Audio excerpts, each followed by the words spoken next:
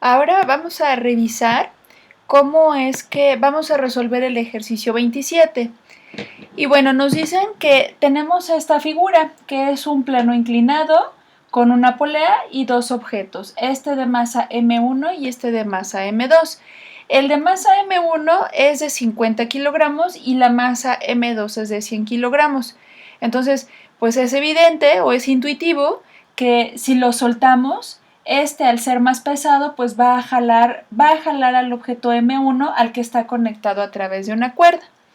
Nos comentan que el ángulo de inclinación del plano es de 37 grados y que también hay fricción cinética entre el plano inclinado y M1, que es de 0.25 adimensional, y nos comentan que la polea es ideal, es decir, que aquí no va a haber pérdidas por fricción.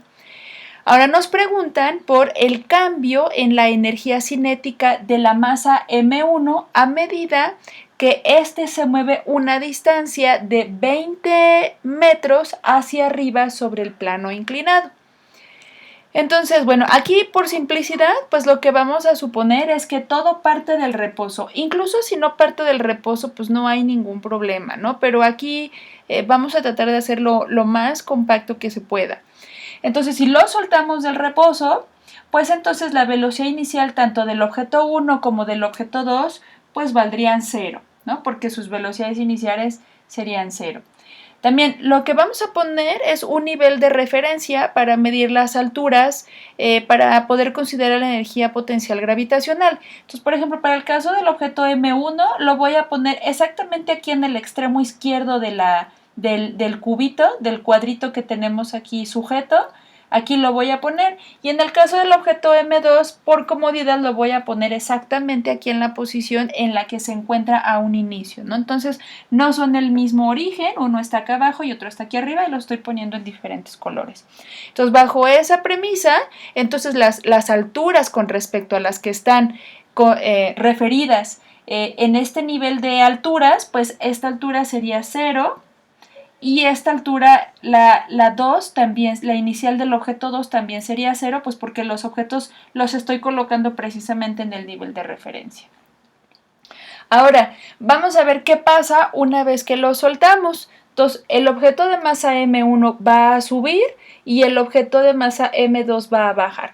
Entonces, este va a subir 20 centímetros, que es lo que nos están comentando, 20 metros, perdón, sobre el plano inclinado, y en la misma medida en la que este suba, este también va a bajar esa misma cantidad, dado que nos están indicando que la cuerda es inextensible.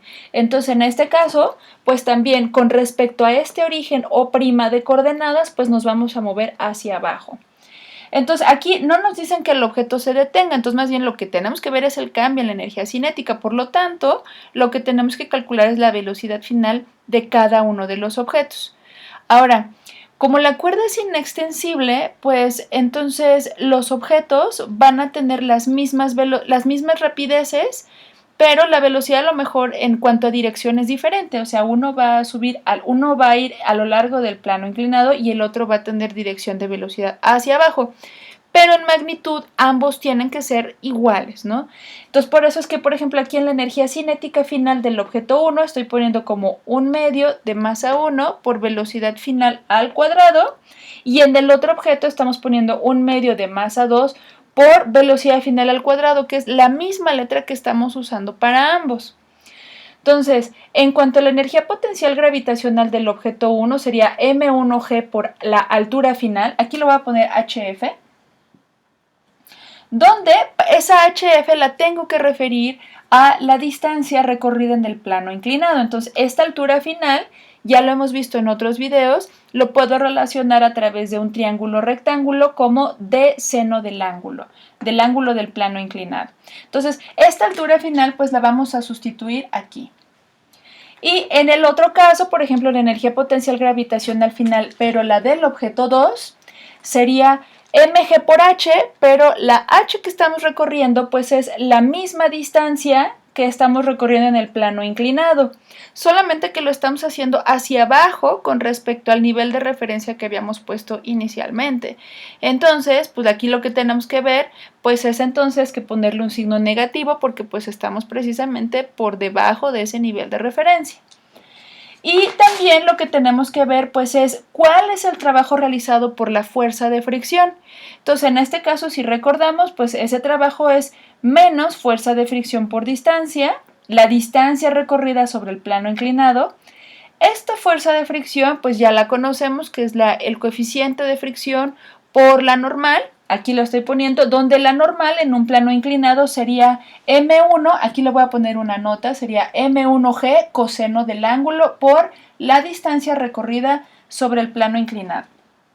Ahora bien, vamos a hacer el análisis de conservación de la energía considerando que está presente la fuerza de fricción y su expresión es esta, energía cinética inicial tanto del 1 como del 2, energía potencial gravitacional del 1 como del 2, más el trabajo realizado por la fuerza de fricción, y eso tendría que ser igual a la energía cinética final del 1 y del 2 y la energía potencial gravitacional del objeto 1 y del 2. Entonces, si nos fijamos todo lo que tiene que ver con energía cinética y potencial al inicio, todo esto se nos va a cancelar.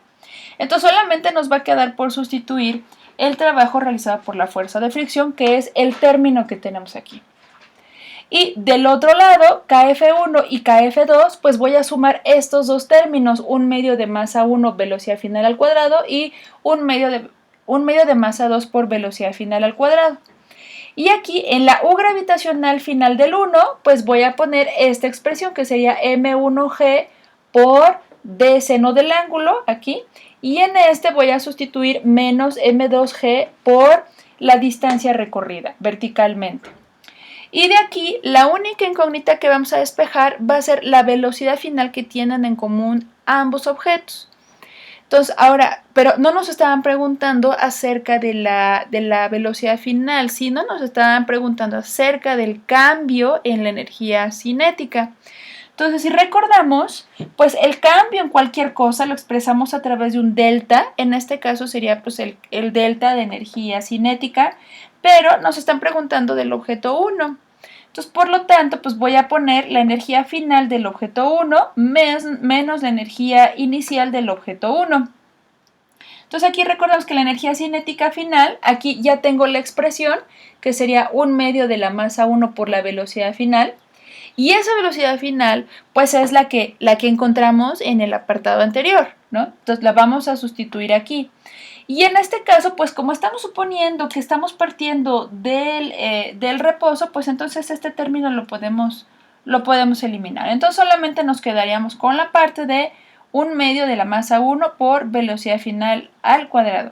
Y aquí hay que recordar que como estamos hablando de cambio de energía, las unidades en las que va a tener que quedar esto, pues van a ser los joules. Y con eso terminaríamos este tutorial.